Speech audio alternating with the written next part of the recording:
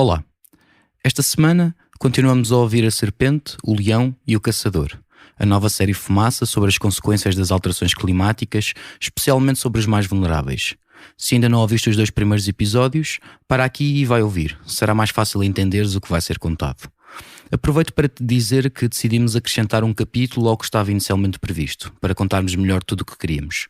Assim, este será o terceiro de 5 episódios. Ao longo do mês de abril continuaremos a lançar o resto da série, mas se quiseres ter os episódios em primeira mão, torna-te contribuidor em fumaça.pt/contribuir. Assim, estás também a garantir que continuamos a contar histórias como esta. Como alguns dos áudios que vais ouvir são em inglês, esta é uma versão totalmente traduzida para português. Se possível, use auriculares ou escutadores. Fica com o episódio 3, O Leão, parte 2.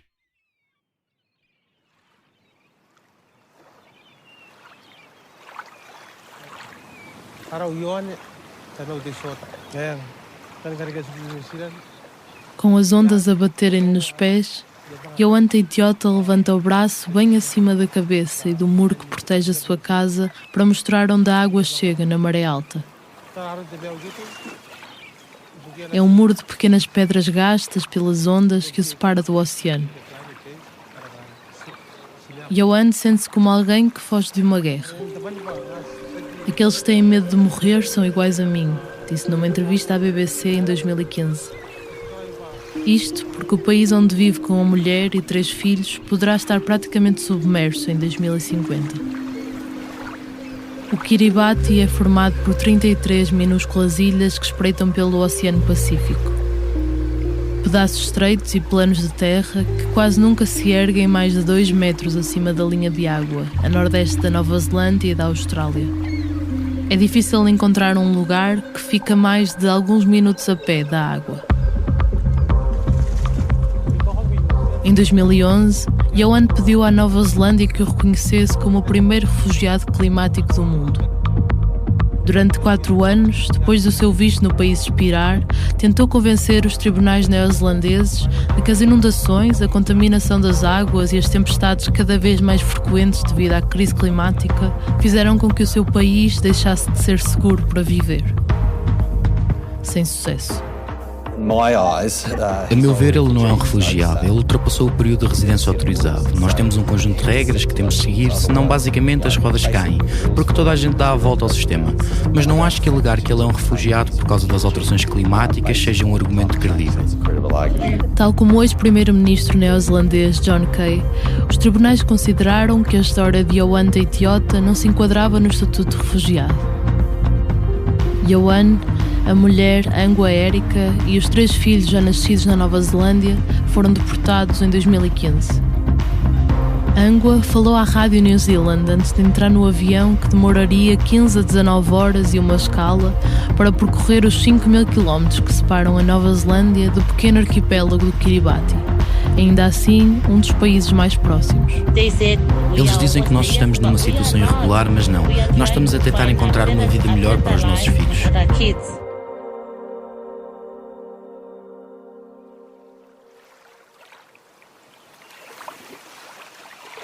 Não é só a subida do nível médio do mar que torna difícil a vida no Kiribati. É o aumento da frequência e intensidade das tempestades, é a contaminação dos lençóis de água para beber, num arquipélago cada vez mais sobrelotado e poluído à medida que mais pessoas escapam de zonas inundáveis. É a incapacidade de colher da terra. A Angua dá de beber aos filhos a água que armazena da chuva, porque a dos poços ou sai salgada ou poluída. Yoan vai ano após ano fortalecendo a parede de pedras que tenta conter o mar. E à medida que a maré sobe, os 116.000 habitantes do Kiribati têm que viver mais próximos uns dos outros, nos locais onde ainda dá para construir barreiras. Na ilha de Betio, no extremo sudoeste da capital, Tarawa do Sul, a densidade populacional é semelhante a Hong Kong ou Tóquio. Sem mais sítio para onde fugir dentro do seu país, há vários anos que o governo do Kiribati atalha um plano de fuga dos seus habitantes para um terreno que já comprou nas Ilhas Fiji. Pois, embora o Kiribati saiba há pelo menos 3 décadas que será um dos primeiros países a ser dizimado pela crise climática, o seu governo e os restantes das pequenas ilhas do Pacífico pouca voz tiveram perante as grandes potências poluidoras. O último Fórum das Ilhas do Pacífico, em agosto de 2019, foi exemplo disso. Representantes das pequenas ilhas sentaram-se com os líderes das grandes economias australiana e neozelandesa e pediram maior ação para travar a crise climática. A Austrália disse-lhes que não. Scott Morrison volta para casa hoje convencido que a Austrália não está desfasada das restantes nações do Pacífico, apesar do governo estar isolado nas suas posições sobre as alterações climáticas. Após um retiro de 12 horas no Fórum das Ilhas do Pacífico, os 18 Estados-membros recusaram-se a concordar incondicionalmente com uma declaração que exige uma rápida transição do carvão e que os países retirem os subsídios aos combustíveis fósseis. Eneli Sopoaga, o primeiro-ministro do Tuvalu, uma pequena ilha no sul do Pacífico onde se realizou o fórum, esperava mais do encontro. Eu disse-lhe, tu estás preocupado em salvar a tua economia e a tua situação na Austrália. Eu estou preocupado em salvar o meu povo no Tuvalu. As pequenas ilhas do Pacífico são das nações que menos contribuíram com a emissão de gases com efeito de estufa para a atual crise climática. Ainda assim, são as primeiras a sofrer as suas consequências. Tal é o perigo de serem apagadas do mapa.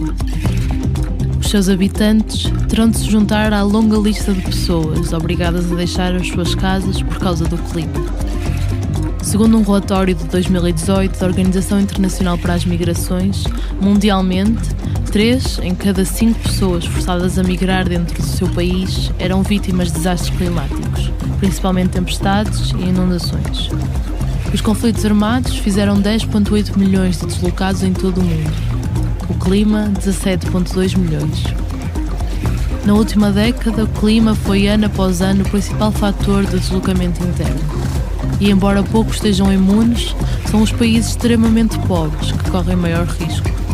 80% dos deslocados da última década vivem na Ásia, onde está 1/3 das pessoas mais pobres do planeta. Neste momento, o que as protege? Porque a crise climática não é ainda uma razão legal válida para pedirem asilo noutro país? Seja toda a gente bem-vinda ao Fumaça, eu sou a Margarida David Cardoso.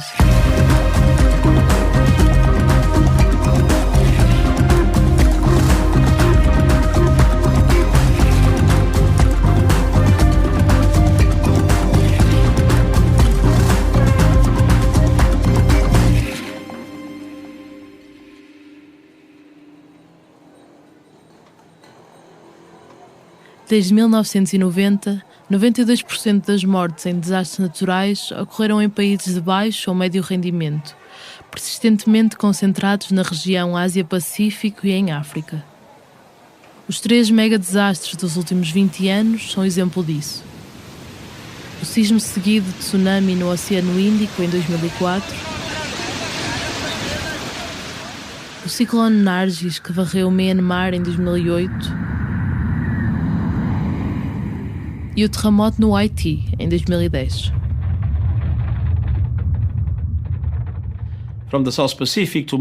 Do sul do Pacífico a Moçambique, às Caraíbas e mais além, eu vi o impacto transformador e devastador da emergência climática em comunidades vulneráveis. Desastres que causam um sofrimento horrível e podem acabar com décadas de trabalho e desenvolvimento num instante.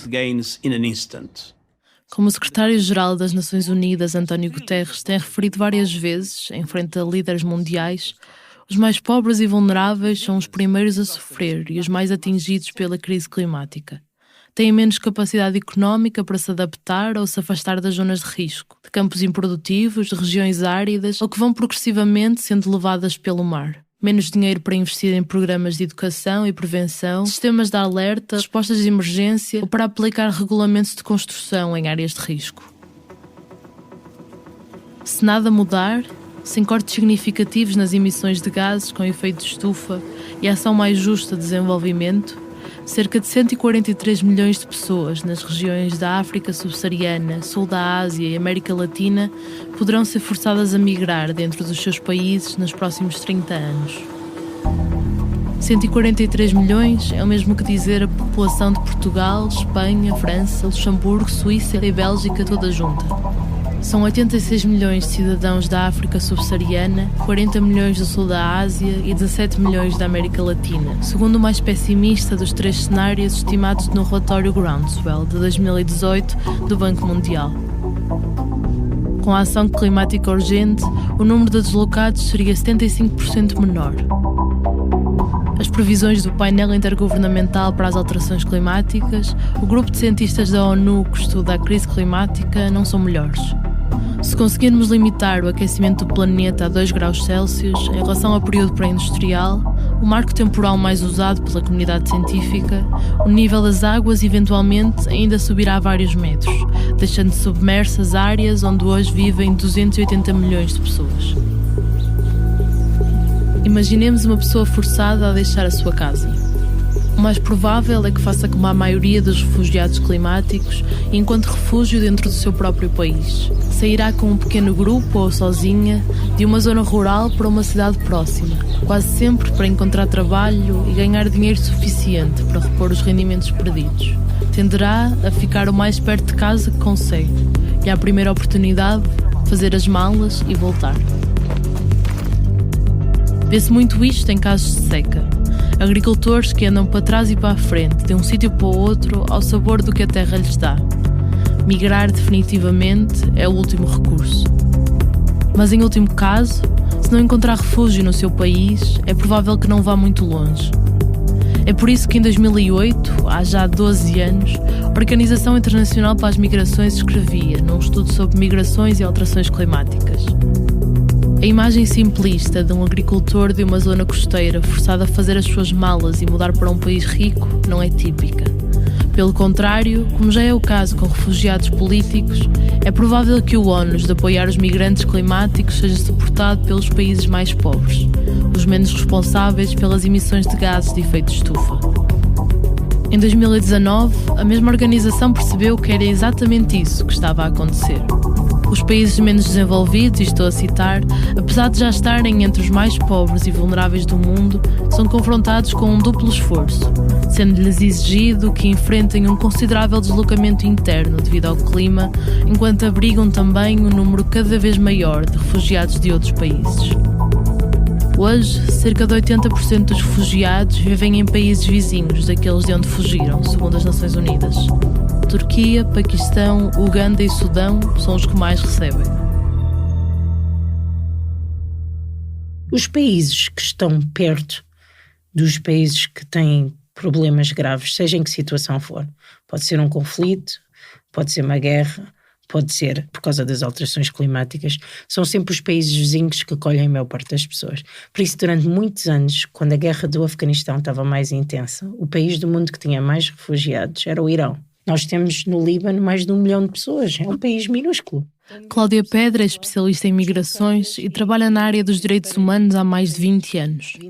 Foi diretora da Amnistia Internacional entre 2002 e 2008 e é há 7 anos diretora da Associação de Estudos Estratégicos Internacionais, onde tem investigado sobre tráfico de seres humanos.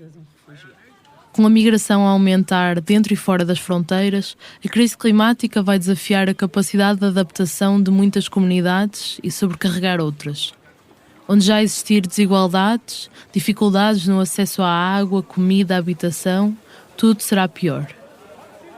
E embora seja reconhecido que a curto prazo milhões de pessoas terão de se deslocar por causa do clima, pelas Nações Unidas, pela Organização Internacional para as Migrações, pela União Europeia, pelo painel intergovernamental para as alterações climáticas desde o seu primeiro relatório de avaliação em 1990, apesar disso, as alterações climáticas não são razões válidas na lei internacional para fugir e procurar refúgio. Falarmos em refugiados climáticos é falarmos de um conceito jurídico que, na verdade, não existe. Então, o que é que protege estas pessoas? Na verdade, só a legislação relativamente às migrações. Portanto, não existe uma legislação criada para refugiados climáticos. Aliás, usa-se muitas vezes essa determinação de refugiado climático, mas na verdade ela não existe. Ou seja, existe a questão de deslocados, migrantes, migrações por causa do clima, mas isso faz com que seja muito diferente, porque a proteção internacional é muito mais forte para as pessoas que pedem estatuto de refugiado do que para as migrações. As migrações estão sujeitas às definições de fronteira. Uma pessoa sai do seu país e só entra regularmente noutro se esse país a deixar. Ou seja, tem direito de sair do seu país, mas não lhe é garantido que possa entrar noutro. O caso só é diferente para aqueles a quem é reconhecido um estatuto de asilo, como explica Emmeline de Oliveira, especialista em direito das migrações. E isso só acontece a quem é perseguido em função da raça, nacionalidade, religião, pertence a um grupo social ou filiação ou por uma opinião política. São essas 5 razões. O que se tem feito muito hoje é, no termo pertencer a um grupo social, tentar se dar uma interpretação mais extensiva e encaixar outras proteções que não são previstas na Convenção de Genebra.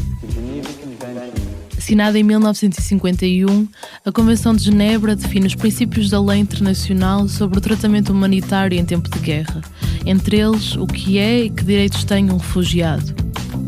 Estava inicialmente desenhada apenas para aqueles que necessitavam de asilo na sequência de acontecimentos anteriores a janeiro de 1951, mas um protocolo assinado em 67 removeu estes limites temporais. Emmeline de Oliveira, que é também investigadora de doutoramento na Universidade Nova de Lisboa sobre a securitização da migração na União Europeia, explica que uma lei de asilo portuguesa não é exceção e não inclui uma proteção para refugiados climáticos.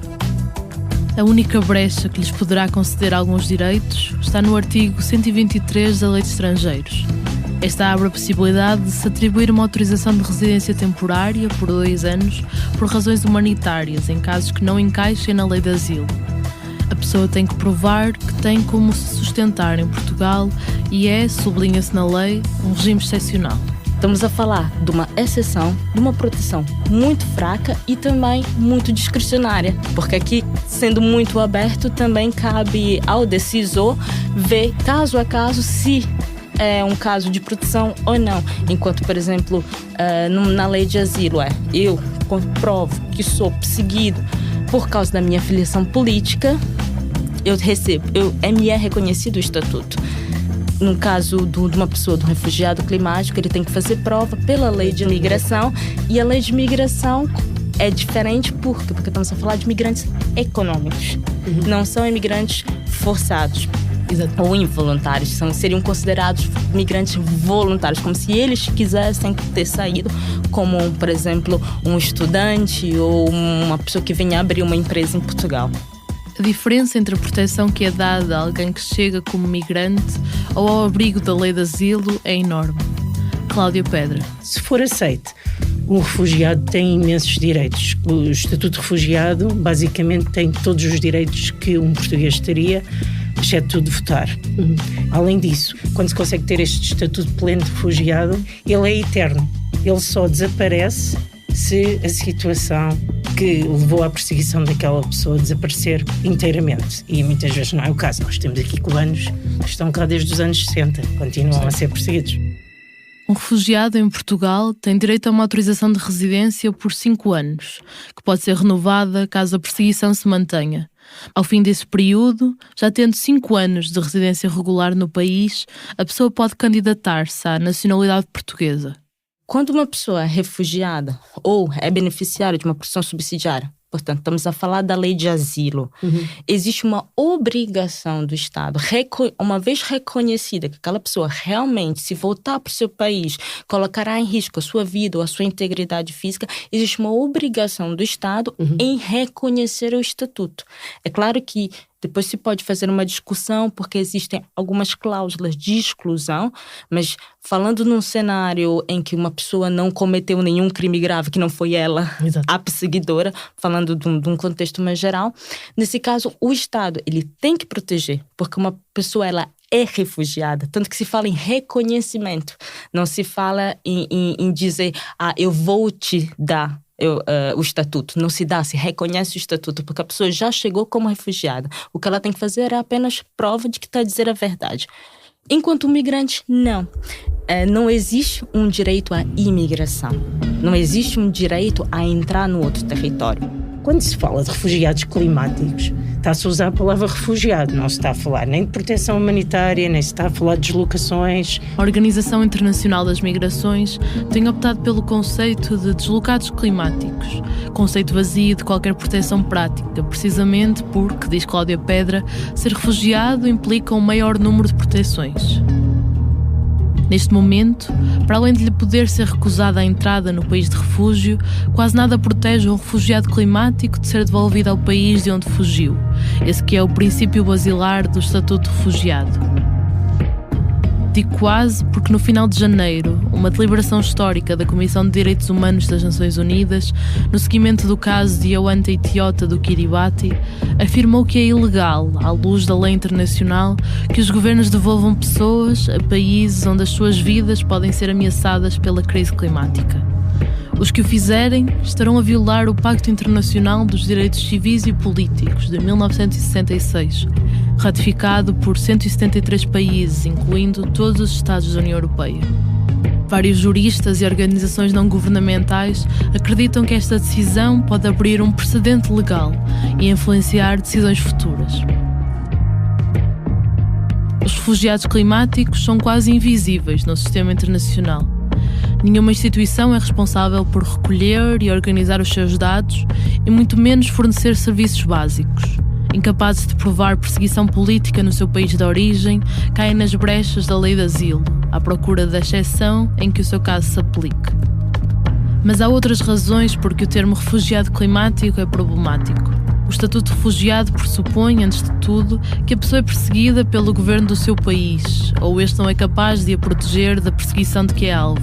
Por isso, tem que escapar. É sempre uma proteção num país terceiro. Ora, para a maioria dos deslocados climáticos, isto não se aplica, porque não chegaram a sair do seu país, deslocaram-se internamente. O conceito de refugiado tende ainda a implicar um direito de retorno ao sítio de onde fugiram, o que não se pode aplicar em muitos cenários de alterações climáticas, como no desaparecimento de zonas costeiras ou pequenas ilhas. E vários investigadores argumentam que é muitas vezes difícil estabelecer uma relação entre as alterações climáticas e o facto das pessoas terem de abandonar as suas casas, que as relações causais são difíceis de estabelecer.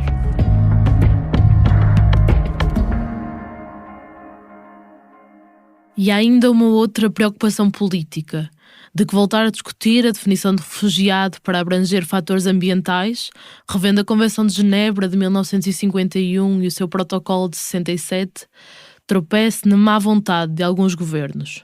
Em tempos de aumento de extrema-direita, terrorismo, criminalidade grave, se sentarmos verdadeiramente todos os estados para discutir e tentar reformar a Convenção de Genebra, há muito mais possibilidades de que venham ser reduzidos o âmbito de proteção do que venha a ser alargado. Eu prefiro acreditar que é melhor que existam essas proteções nacionais, mas que exista alguma resposta, do que tentarmos, às vezes, pensar em algo internacional, que é bom, mas a verdade é que é irrealista, e acabarmos tirando a proteção de outros que também precisam.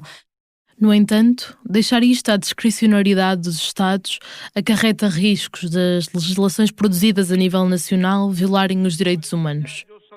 Um exemplo recente foi a decisão do Parlamento indiano de maioria hindu de aprovar em dezembro de 2019 um projeto de lei permitindo que imigrantes do Paquistão, Bangladesh e Afeganistão, que entraram de forma irregular na Índia, possam pedir cidadania.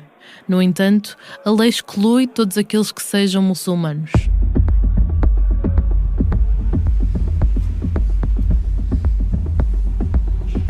Em 2018, 152 países membros das Nações Unidas adotaram um pacto global para a migração, o primeiro acordo que estabelece uma série de compromissos por parte dos governos para uma migração segura, ordenada e regular. Entre eles, reduzir as vulnerabilidades no percurso dos migrantes, incluindo as condições que enfrentam nos países de origem, trânsito e destino, e cooperar internacionalmente para salvar vidas e impedir mortes e ferimentos de migrantes por meio de operações de busca e salvamento. Esta foi também a primeira vez que um documento de política à escala global reconheceu a existência de migrantes climáticos, não confundir com refugiados climáticos. O acordo foi visto como um passo importante, ainda assim limitado. além de não ser juridicamente vinculativo, não foi adotado por alguns dos países responsáveis por violações de direitos dos imigrantes. Estados Unidos da América, Hungria, Israel, Polónia e República Checa votaram contra. Argélia, Austrália, Áustria, Bulgária, Chile, Itália, Letónia, Líbia, Liechtenstein, Roménia, Singapura e Suíça abstiveram-se. 4 países estiveram ausentes da votação. Ao todo, 9 Estados-membros da União Europeia rejeitaram o pacto. Então, se há 30 anos que responsáveis políticos sabiam que a crise climática ia colocar em risco milhões de pessoas, como é que nunca se encontrou uma solução para proteger os refugiados climáticos? Existe uma falta de interesse político exatamente também pelo contexto em que vivemos. Quando falamos em liberdade de entrada, porque na verdade o asilo, se considerarmos realmente refugiados climáticos como refugiados, seria um direito a entrar num outro território porque eu preciso de proteção. Seria em poucas palavras, e faço as palavras dessa forma. Portanto, sendo uma exceção, é limitado. E sendo limitado, a ideia é que não se abra, porque senão vira regra. Para mim é uma questão de recursos e de medo de tomar as decisões. Muitas vezes estas decisões têm que ser feitas com alguma jurisprudência, ou seja, tem que haver alguém que avance primeiro e que tome um papel forte. E durante muito tempo esperou-se que a Nova Zelândia fizesse isso.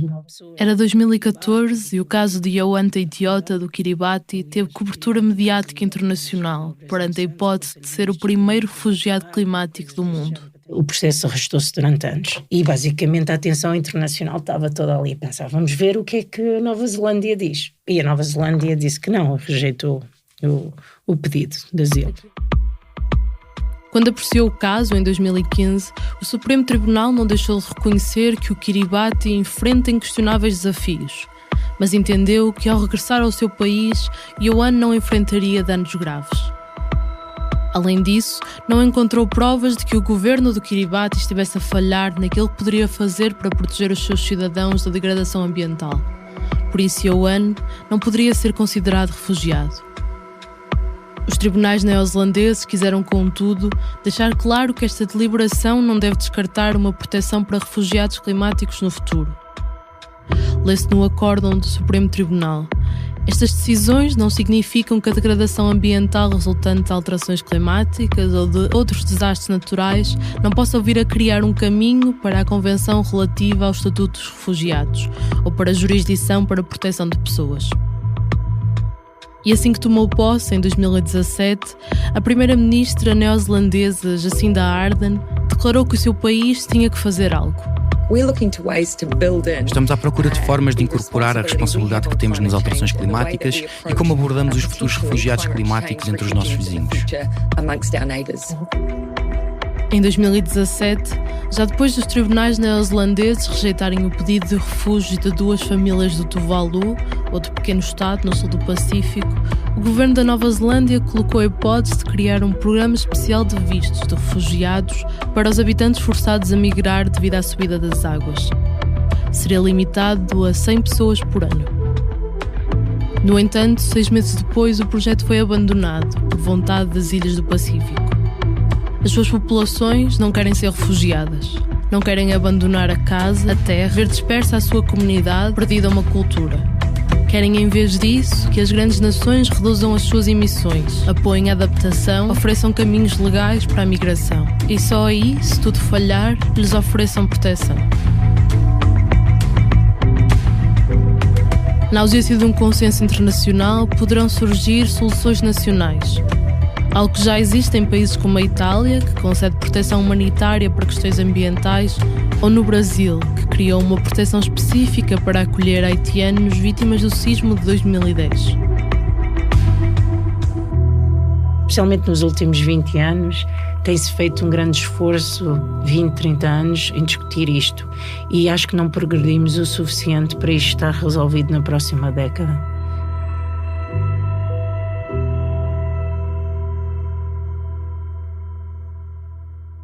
Cláudia Pedra e Emelinda Oliveira falam de procedimentos com vários anos, em que há erros, imprecisões, vazios legais que continuam sem resolução. Falam do direito a andar sempre atrás do prejuízo. No final de 2018, havia 70,8 milhões de deslocados à força em todo o mundo, em resultado de perseguição, conflito, violência e violações de direitos humanos, segundo as Nações Unidas. O dobro das pessoas deslocadas 20 anos antes. Aqui inclui-se o período de maior circulação de refugiados na Europa desde a Segunda Guerra Mundial, durante o qual a União Europeia assinou vários acordos, incluindo com a Turquia e a Líbia, para travar a chegada de refugiados. Vários países, como Itália e Malta, fecharam os seus portos ao salvamento de migrantes. Como será então em 30 anos, quando o número de deslocados for muito maior e quando essas pessoas precisarem de apoio por tempo indeterminado? Ao meu ver, pode ser muito parecido, ou quiçá até pior, do que foi na tal chamada crise migratória. Nós chamamos de crise migratória quando cá na Europa, portanto, recebemos o que, por exemplo, uma Turquia, menos que uma Turquia recebeu, e nós chamamos de crise. Agora imaginemos esses números a 100 vezes mais. Não vai. Penso que primeiro cria uma instabilidade política sem precedentes. E a verdade é que os políticos precisam de aceitação política.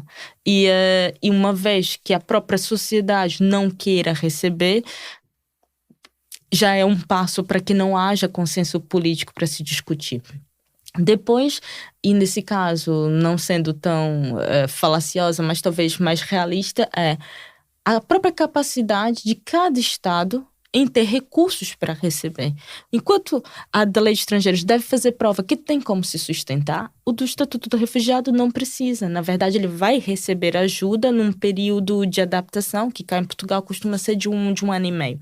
Por isso, é o Estado que vai providenciar e tentar ajudar aquela pessoa. É claro que essa pessoa pode trabalhar, mas existe também, e temos de ser honestos, o período de adaptação, dela aprender a língua, dela conhecer os costumes. Por isso, imagine isso multiplicado a 100, a 200. Existe uma convenção, que é a convenção mais mal sucedida das Nações Unidas, que é a Convenção dos Direitos dos Trabalhadores Migrantes e de suas famílias. Essa convenção entrou em vigor, mas só nós olharmos para quem ratificou a convenção, são só países em vias de desenvolvimento. Não existem países desenvolvidos a ratificar. Não existem países receptores de migrantes a ratificar aquela convenção. Quer dizer, a história desta convenção mostra bem como é difícil para as pessoas lidar com as migrações e com os Estados lidarem com as migrações. Portanto, quanto mais tomar uma posição firme e criar um estatuto de refugiado climático e ter que criar condições para 100 milhões de pessoas, ou 200 milhões de pessoas, ou 250 milhões de pessoas a encontrarem locais. É complicado. A história dos refugiados climáticos é um espelho da relação de forças entre o Norte e o Sul, entre o Ocidente e o Oriente, desde que assim dividimos o mundo. Um duelo em que os mais fracos perdem sempre, como as pequenas ilhas do Pacífico, as que menos contribuíram para um problema que fará delas as primeiras vítimas. Apesar de o saberem há décadas, nada conseguiram fazer para o evitar. Porquê? Quando os líderes mundiais se sentaram ano após ano à mesa da Conferência do Clima das Nações Unidas, onde estava a voz dos mais pequenos, quem decidiu por eles. No próximo episódio, Stockholm, Suécia, 12 de junho de 1972. 1.200 delegados oficiais de 113 nações estiveram em Estocolmo para a primeira Conferência Internacional sobre o Meio Ambiente Humano. Países com uma pequena fração da população mundial consomem a maior parte da produção mundial de minerais, combustíveis fósseis e assim por diante. Na Rio 92, ficou claro que o mundo hoje se divide no eixo norte e sul, ricos e pobres. Eu sou apenas uma criança e não tenho todas as soluções. Pela primeira vez tens um grupo de pessoas a dizer que a Conferência da Terra falhou, que é uma farsa completa e que entrará na história como uma fraude. Não, os Estados Unidos nunca põem pressão em ninguém. O resultado da Conferência de Quioto é bem modesto e reflete o peso dos países ricos. Eles poluem a atmosfera mais do que devem e vão reduzir a emissão de gases venenosos menos do que podem. Para os Estados Unidos, cumprir esses mandatos teria um impacto económico negativo, com demissões de trabalhadores e aumento de preços para os consumidores. Afinal, o que afasta os países não surpreende ninguém. Os pontos de divergência são os mesmos que estiveram em cima da mesa, na Cimeira da Terra, no Rio de Janeiro, em 1992.